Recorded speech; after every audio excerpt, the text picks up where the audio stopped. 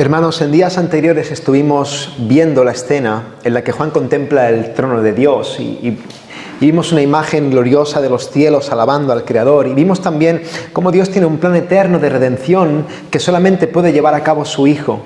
El Señor Jesucristo, representado como un león poderoso y a la vez como un manso cordero, es el único que puede ejecutar los designios de Dios. Y estos propósitos redentores del Señor aparecen simbólicamente en Apocalipsis como unos sellos que cierran el libro de los planes divinos. Y vimos cómo Jesús toma ese libro y empieza a desatar los sellos. Y cuando Jesús abre el primer sello, aparece Él en escena sobre un caballo blanco, venciendo y para vencer. La obra misionera en el mundo comienza con la expansión del Evangelio. Pero cuando eso ocurre, también contemplamos cómo enseguida aparece la persecución.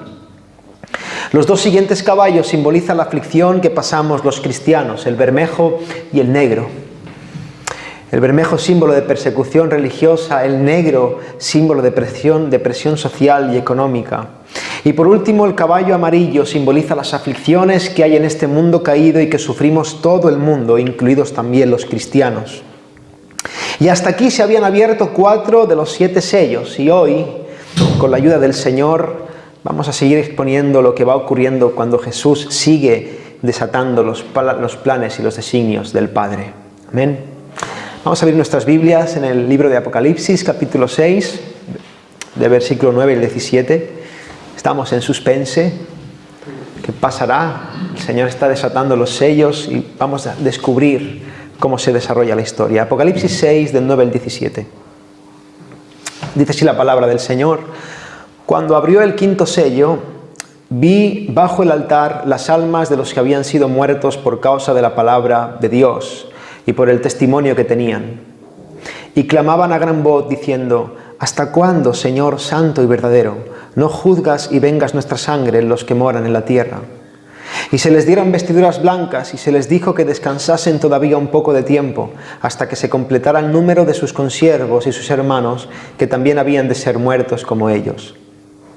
Miré cuando abrió el 6.º sello, y he aquí hubo un gran terremoto, y el sol se puso negro como tela de cilicio, y la luna se volvió toda como sangre, y las estrellas del cielo cayeron sobre la tierra, como la higuera deja caer sus higos cuando es sacudida por un fuerte viento. Y el cielo se desvaneció como un pergamino que se enrolla. Y todo monte y toda isla se removió de su lugar.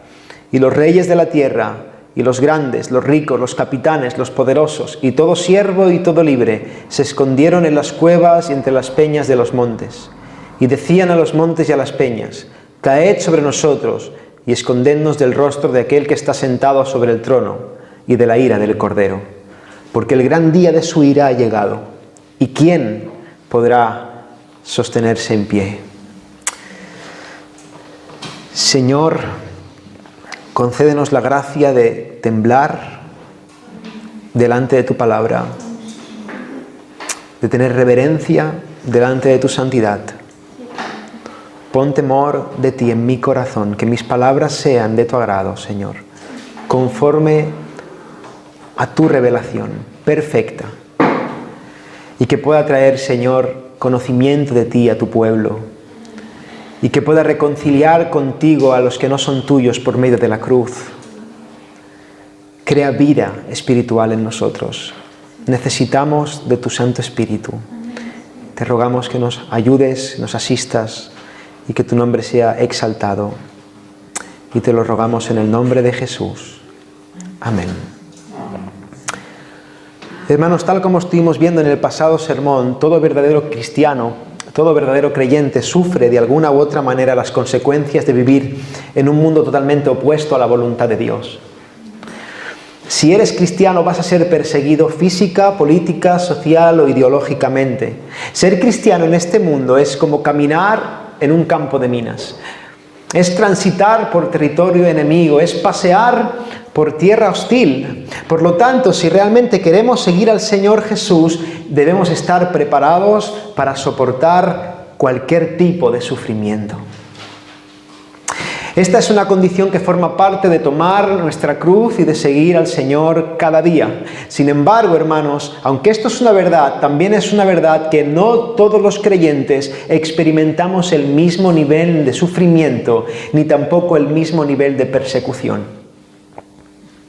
En toda la historia ha habido algunas personas consideradas como mártires. Y la palabra mártir, que la mayoría hemos escuchado, literalmente significa testigos. La palabra mártir es testigo. Pero en el contexto en el que nos encontramos, esa palabra al transcurso de los años ha adquirido una connotación de dar un testimonio fiel en medio de una adversidad feroz. Hablo de personas, hermanos, que han sido torturadas, crucificadas, quemadas vivas, despojadas de todos sus bienes. Personas que han sufrido humillaciones extremas o que han sido privadas de estar con sus seres queridos por causa de su fe. El apóstol Pedro, por ejemplo, fue crucificado al revés. Pablo, cuentan los historiadores, que probablemente fue decapitado. Hablamos en nuestra exposición a la epístola de Esmirna cómo el pastor, el anciano, el obispo de Esmirna, Policarpo, fue quemado vivo en una pira. Hermanos, miles de cristianos han sido torturados a lo largo de toda la historia. En la época de la Inquisición hubo lo que se suele decir, una escabechina con los cristianos. Los grandes regímenes totalitarios como la Alemania nazi o la Rusia y China comunista se han cobrado la vida de miles de cristianos por causa de su fe. Sin ir más lejos, algunos de aquí lo habéis vivido, otros lo habéis escuchado de muy de cerca. Aquí en España sufrimos una dictadura durante mucho tiempo, en la que por ser cristiano protestante, bíblico, querer seguir a Cristo de verdad, podía costarte incluso la vida. En la actualidad, hermanos, si confiesas a Cristo en países como Corea del Norte o algunos otros países, puedes ser condenado a muerte, sufriendo la más violenta y humillante tortura. Ahora, ¿qué pasa con todas estas personas que a pesar de sufrir este nivel de martirio, se mantienen firmes en el Señor Jesús? Y lo primero que quiero decir es que no todos los creyentes somos llamados a este tipo de padecimientos. Dios le concede a cada uno el sufrimiento que Él determine y no somos mejores ni peores cristianos por ello. Por lo tanto, hermanos, no debemos sentirnos mal por no estar sufriendo tanto. No debemos caer en el error de creer que si sufrimos más seremos mejores cristianos y por lo tanto buscarnos nosotros mismos el sufrimiento.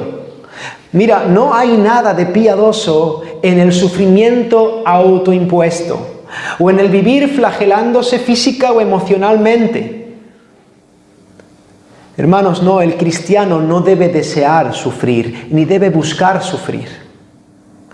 Pero el cristiano sí debe estar dispuesto a sufrir en la voluntad de Dios y debe mantenerse firme en la fe en cualquier situación que le acontezca. No, los cristianos no se inmolan. Los cristianos no se autoescarnecen. Los cristianos no se automarginan.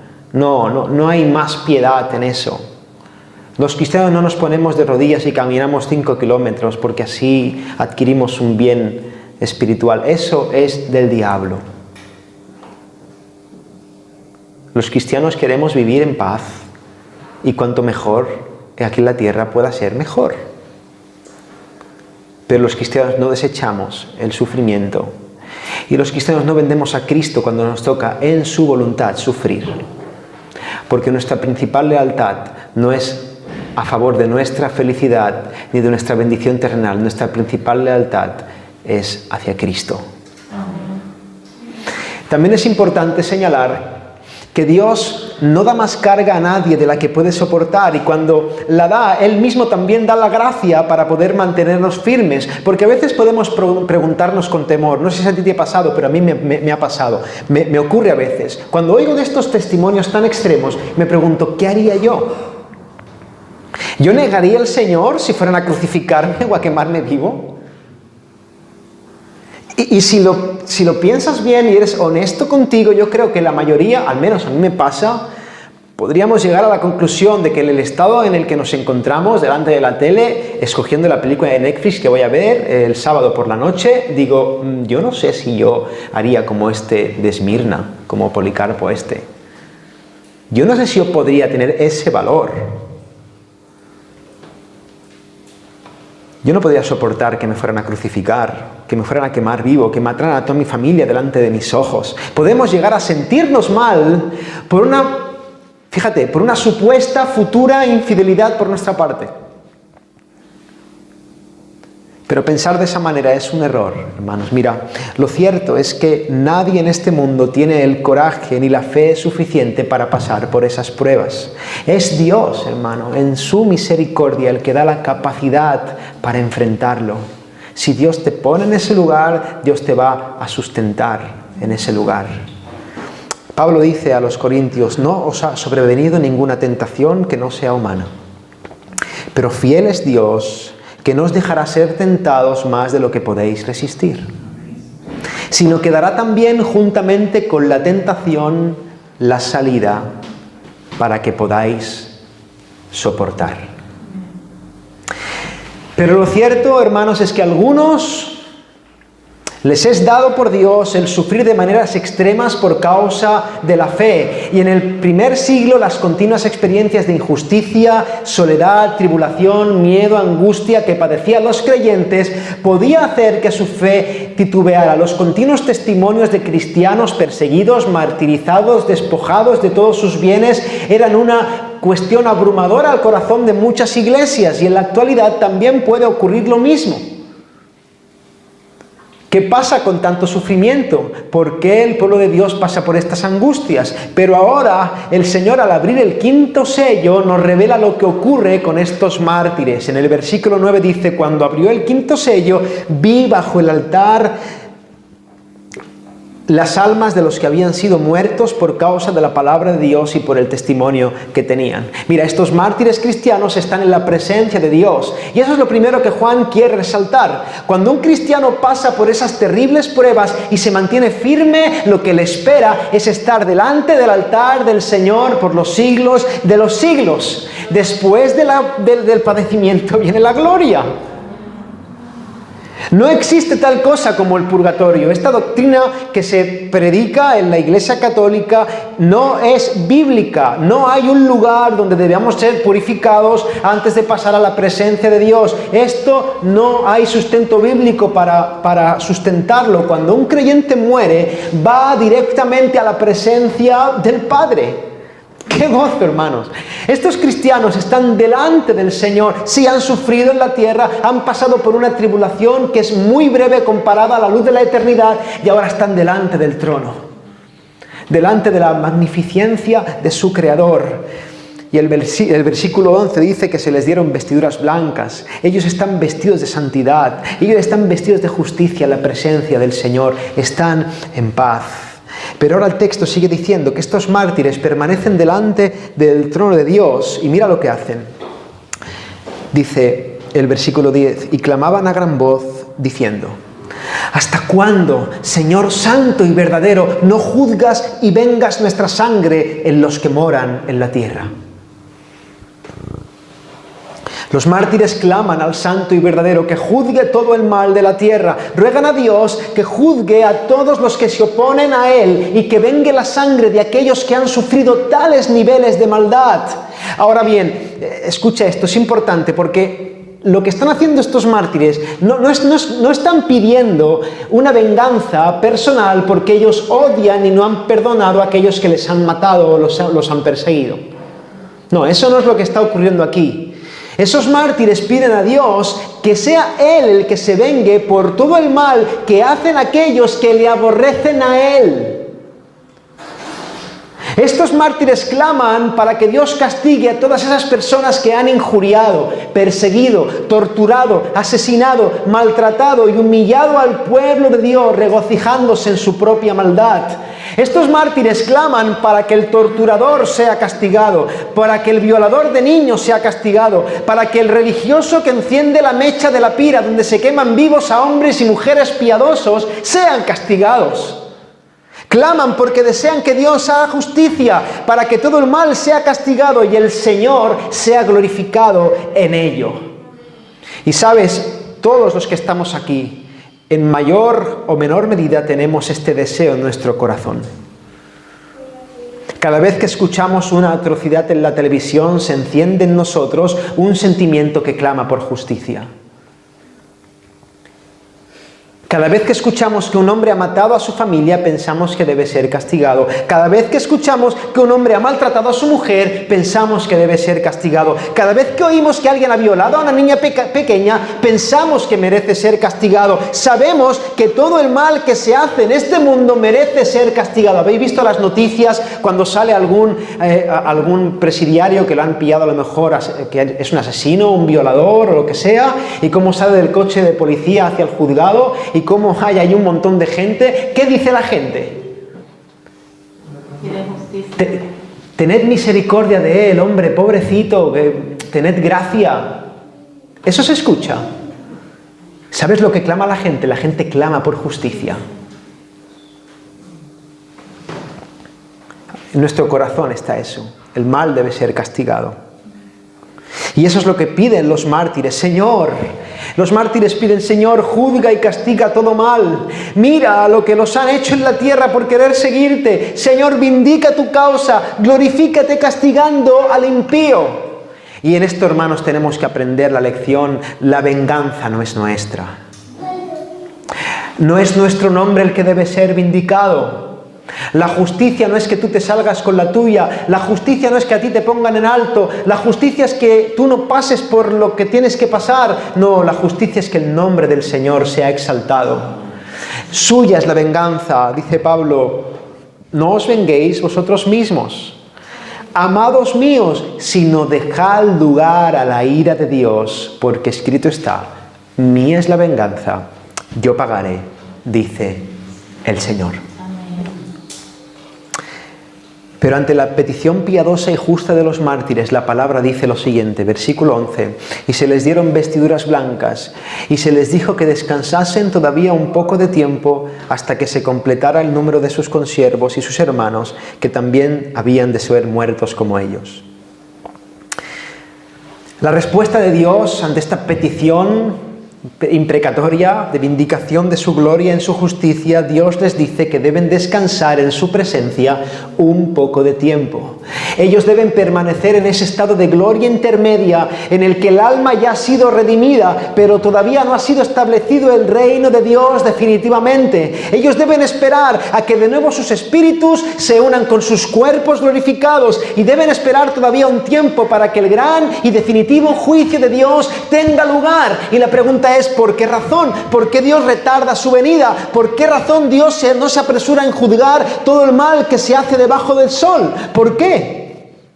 ¿Por qué la sangre de los inocentes clama desde la tierra hacia el cielo? ¿Por qué hay tanta maldad y Dios está reteniendo su ira? Y los santos diciéndole, Señor, juzga el mal. Y los ángeles diciendo, Señor, juzga el mal. Y estoy diciendo, no, espérate, voy a retener mi ira. ¿Por qué razón el Señor está haciendo esto? ¿Por qué no viene ya y nos aniquila a todos?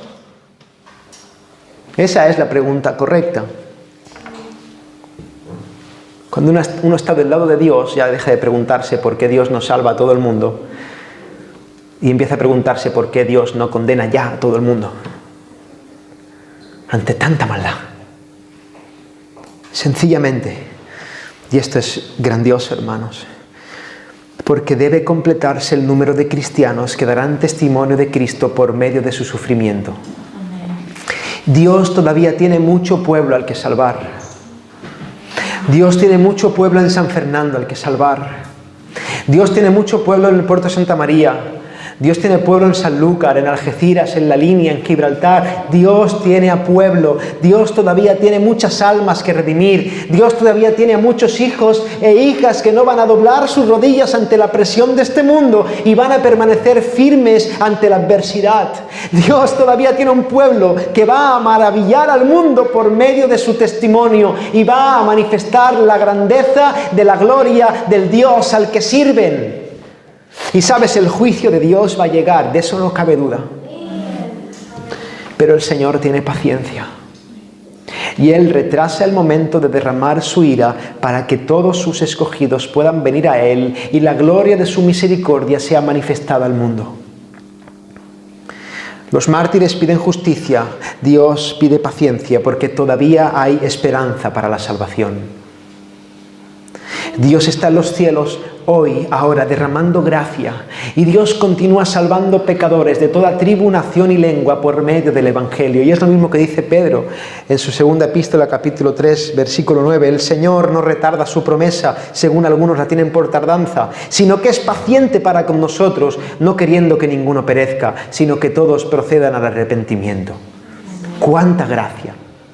En medio de tanta maldad, de tanta injusticia, de tanto dolor, el Señor no está como los que están ahí fuera del furgón policial pidiendo justicia, queriendo escarnecer al malvado. No, el Señor no es así.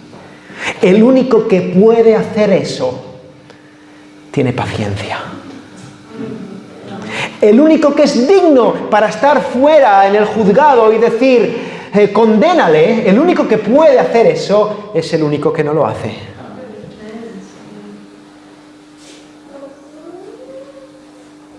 Pensaba, meditaba en esa mujer adúltera, ¿no? que es a punto de ser apedreada. Y están todos los religiosos ahí con la piedra en la mano. Sí, vale.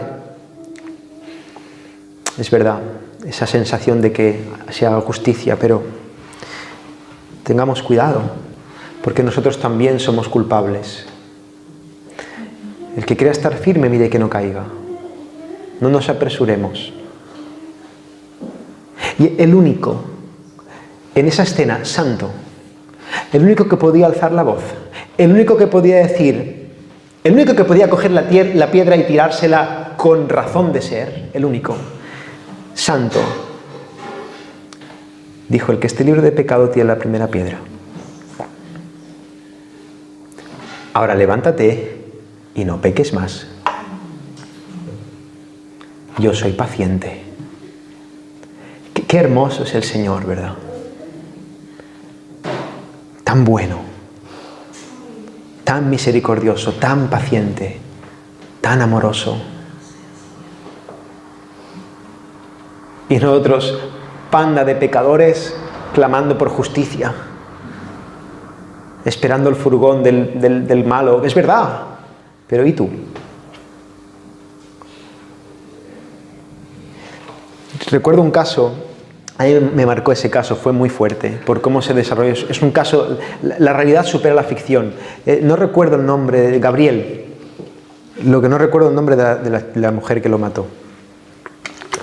Me vais a perdonar, no me acuerdo del nombre, una mujer, creo que era de por ahí, ¿sí? No es que todos sean, no, nuestra Inés es muy buena mujer, pero esa dominicana no actuó bien. Debe ser la única dominicana. No, pero yo recuerdo cómo lo que hizo esa mujer es ¡guau! Es de película. El cinismo, la maldad, la planificación. Muy bien. Pero recuerdo como todo el mundo empezó a escarnecerla. Hacían figuras, hacían muñecos de ella, quemaban el muñeco, la pusieron en una cruz, le decían de todo. Y yo cuando veía las noticias y veía esas escenas pensaba: ¿y vosotros? Todos los que estáis diciendo esto, que tenéis razón, pero ¿y vosotros? Es verdad, esa mujer ha actuado mal, merece castigo, pero ¿y tú? ¿Y yo?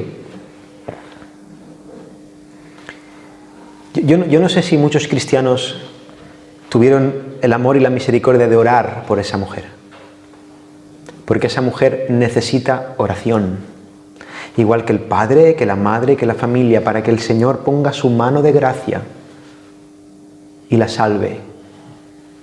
¿O no merece ser salvada ella? Porque yo creo que yo no soy más pecador ni menos pecador que ella. Yo ¿sabes qué pasa? Que yo estoy convencido de que si el Señor retira su mano de mí, yo soy peor. Y el único que no tiene nada a lo que le podamos reprochar, el único justo, perfecto, santo, ese está diciendo aquí, espérate, paciente. Tengo pueblo al que redimir, voy a hacer una obra hermosa de misericordia, de gracia. Ahora, el Señor no se queda con la paciencia, con el quinto sello. Vamos a seguir, vamos a ver cómo el Señor abre el sexto sello y lo que ocurre después. Vemos a Jesús como abre el siguiente sello para mostrarnos lo que va a ocurrir cuando ese día del juicio final llegue.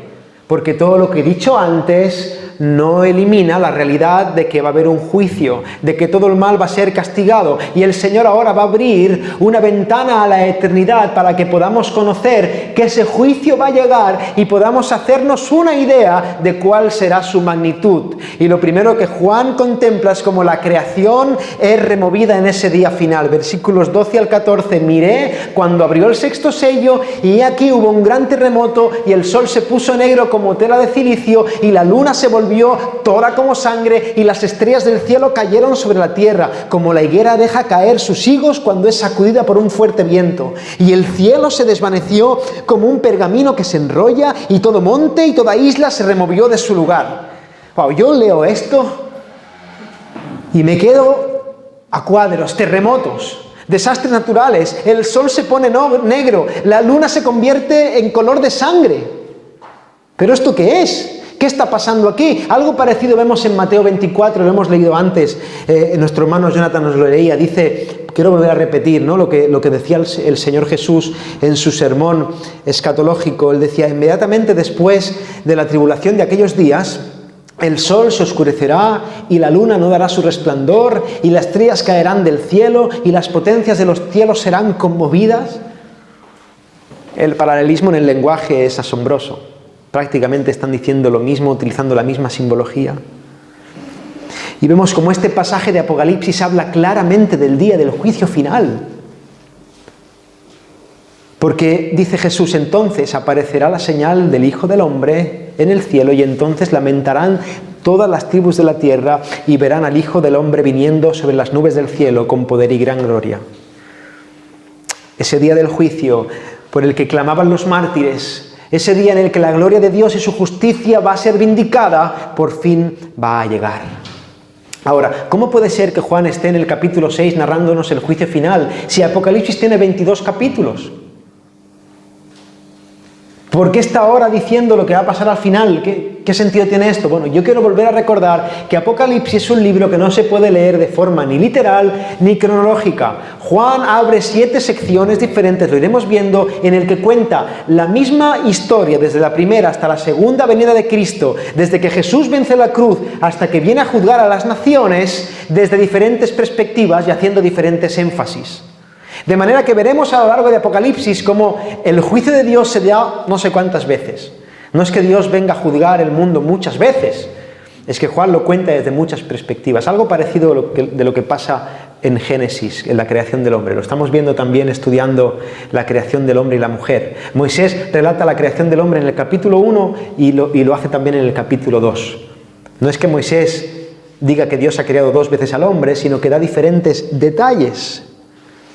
Y eso mismo hace Juan en Apocalipsis, y por esa razón en Apocalipsis el juicio final ocurre varias veces. Ahora, en esta ocasión, el relato que estamos exponiendo es una descripción del horror de ese día en el que Dios juzgará al mundo.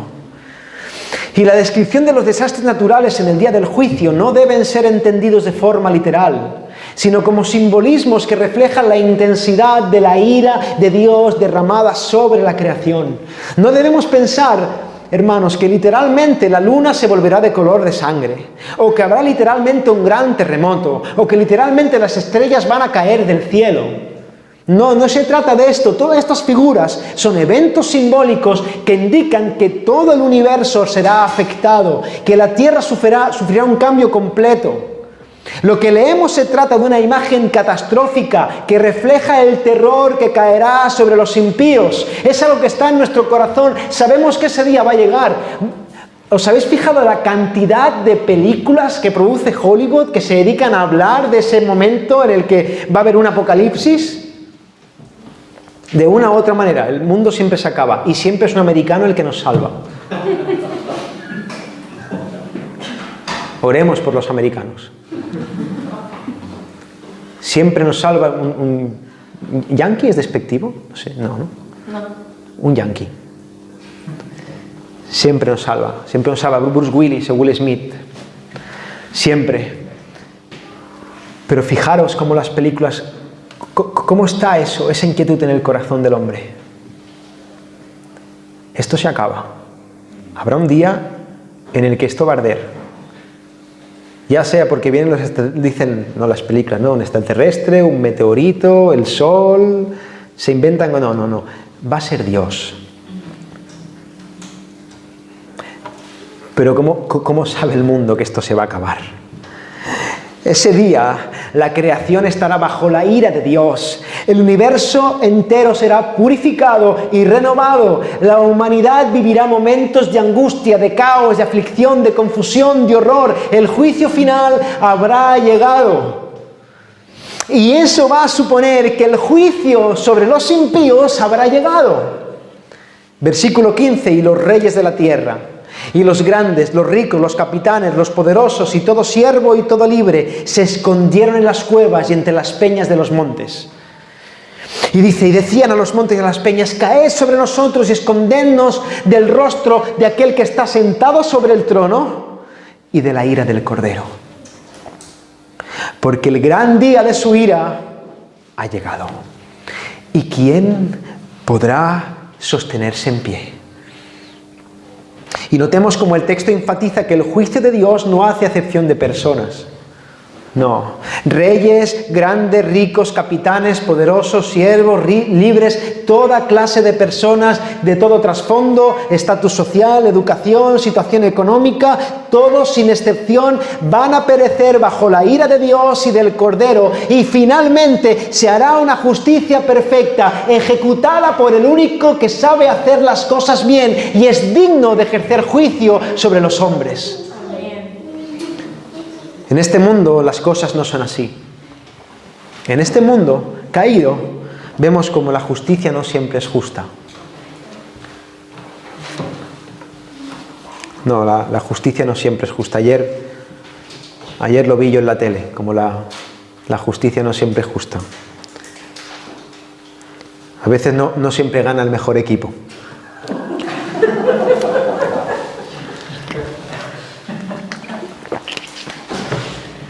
Pero fuera esta broma, vemos, y ahora quiero ponerme serio, vemos como el poderoso, el que tiene dinero, el que posee influencia, el que ocupa un alto cargo es juzgado y tratado de una manera muy diferente al pobre y desvalido, ¿o no? Y también vemos como hay personas a las que se las sobreprotege por ser marginados sociales. Hay sectores de la población que reciben injustamente tratos de favor porque son supuestamente sectores desfavorecidos. Vemos que en ambos sentidos hay injusticias. ¿Cuántas mujeres hay a las que las han violado y han encontrado al violador y no ha habido pruebas, o ha ido un tiempo a la cárcel y al poco tiempo ha salido, o ni siquiera han encontrado al violador y no se ha hecho justicia? Ahora, ¿cómo vives con eso? ¿Cuántos políticos hay que han robado y nadie se ha enterado? ¿Cuántos empresarios han extorsionado a sus trabajadores y no ha pasado nada? ¿Cuántos trabajadores han robado a sus jefes y no ha pasado nada? ¿Cuántos hombres han sido víctimas de denuncias falsas siendo privados de ver a sus hijos por venganza de mujeres despechadas? Yo sé que esto es polémico, pero hay que decirlo, está pasando. ¿Cuántas mujeres, al mismo tiempo que ocurre eso, cuántas mujeres son asesinadas por hombres violentos que las maltratan? ¿Cuántos padres han abusado de sus hijas sin que el asunto lo descubriera nadie? ¿Cuántos pastores le sacan dinero a sus ovejas sin que sean disciplinados? ¿Cuántas veces pasa eso? Abusos de autoridad, abusos de poder. En este mundo no se hace una justicia perfecta y todos nosotros, ¿sabes que somos culpables de eso? Y también somos víctimas de eso. Pero cuando llegue el día, querida iglesia, en el que Dios juzgue este mundo por sus pecados, nadie va a poder escapar. No habrá poder social, ni cargo, ni cuenta bancaria, ni número de fans en Facebook, ni sufrimiento soportado. Nada en este mundo va a poder librarte de la ira del Cordero. Mira, el día que el Omnipotente venga a juzgarnos, todos vamos a estar en igualdad de condiciones, absolutamente desnudos espiritualmente hablando delante de Dios. Lo que seamos y lo que hayamos hecho va a salir perfectamente a la luz y no va a haber hoja de higuera suficientemente grande para tapar tu vergüenza.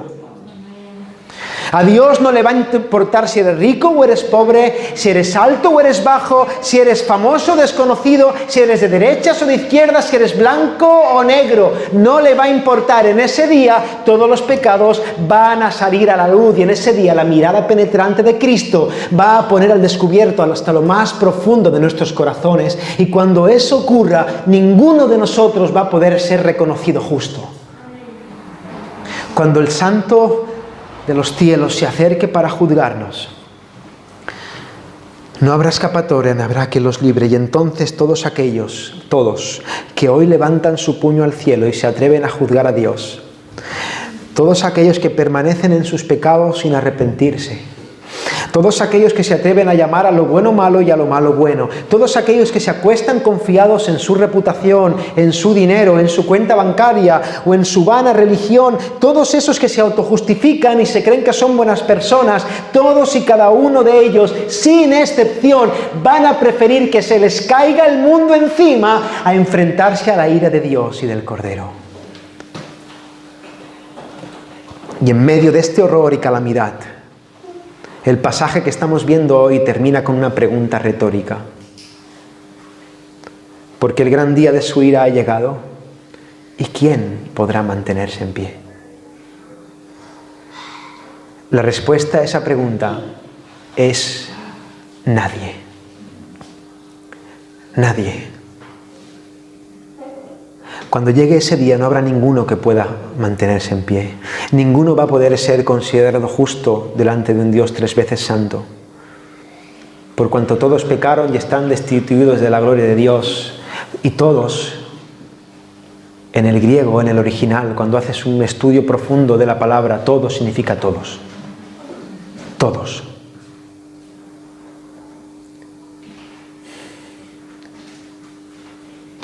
La dominicana esa, la única dominicana mala, Ana Julia, Señor la bendiga, tenga misericordia de ella. Ana Julia y Gandhi. Jack el Destripador y María Teresa de Calcuta. El asesino de Green River y yo. Todos. No va a haber nadie que pueda salir impune de la justa ira de Dios por su propia maldad. Y en ese día no va a importar si crees que eres una buena persona o si te dices a ti mismo que no le has hecho daño a nadie. En ese día todos vamos a ser considerados pecadores y por lo tanto todos seremos declarados culpables delante de Dios. Todos. Y hasta aquí, hermanos, hemos considerado cómo el pueblo de Dios sufre en este mundo, unos más y otros menos, pero todos sufren las consecuencias de seguir a Cristo. También hemos visto cómo habrá un día en el que todo el mal va a ser castigado por un Dios que todo lo sabe y todo lo puede. Y lo cierto es que si Dios dejara las cosas de esta manera, no sería injusto. De hecho, estaría siendo justísimo y santísimo en su sentencia, porque su gloria se manifestaría, los ángeles cantarían aleluya, la creación se rendiría a sus pies y nada ni nadie podría acusarle de maldad. Si Dios dejara las cosas así, Él seguiría siendo perfectamente Dios y no habría nada que reprocharle. Pero si ese fuera el caso, tampoco habría esperanza para nadie. Y gracias al Señor, que nuestro Dios misericordioso, bondadoso, lleno de gracia, no dejó las cosas así. No, el Señor no nos dejó a todos a nuestra suerte. No nos dejó a todos caminos a nuestra propia destrucción.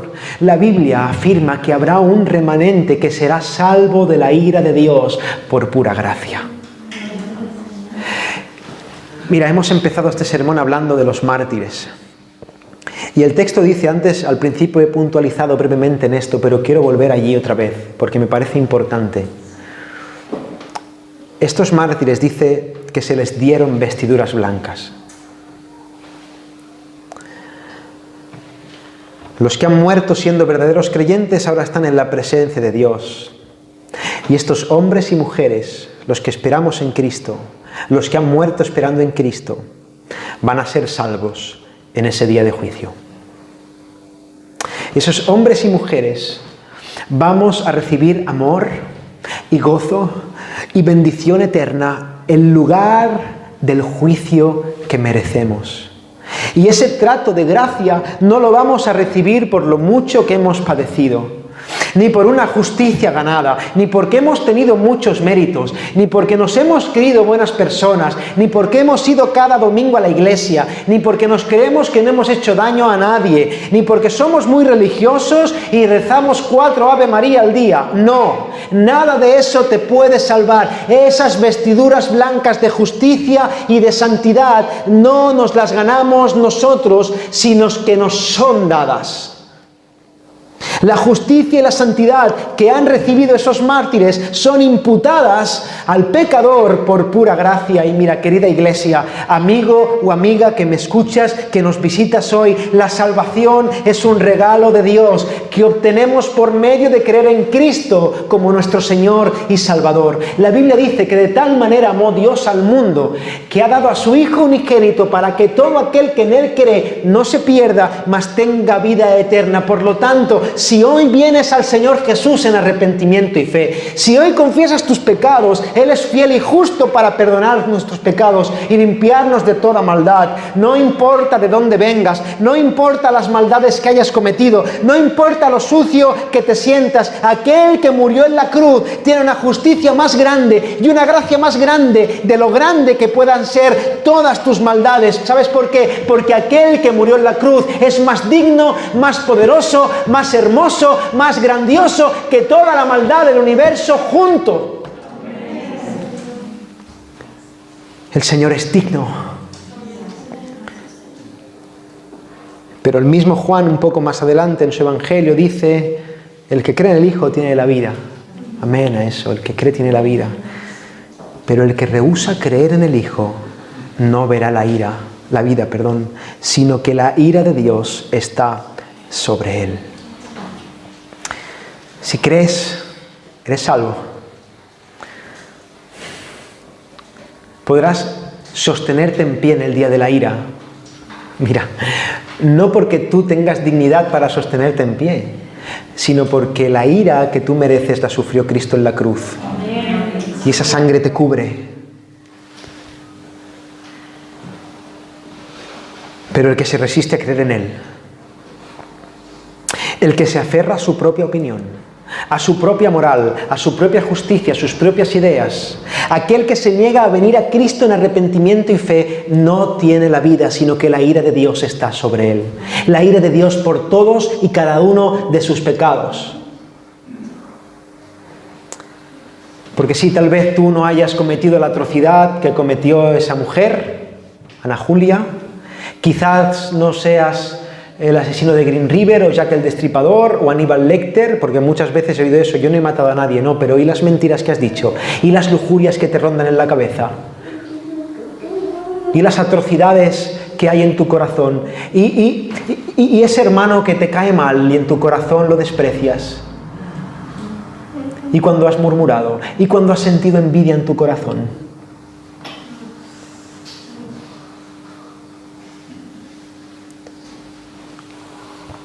Aquel que se niega a venir a Él en arrepentimiento y fe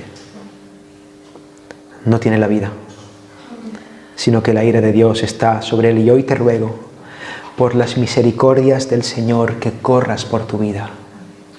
Te ruego que dejes tu orgullo y tus argumentos y tus razones y tus justificaciones y vayas corriendo a los pies del Señor.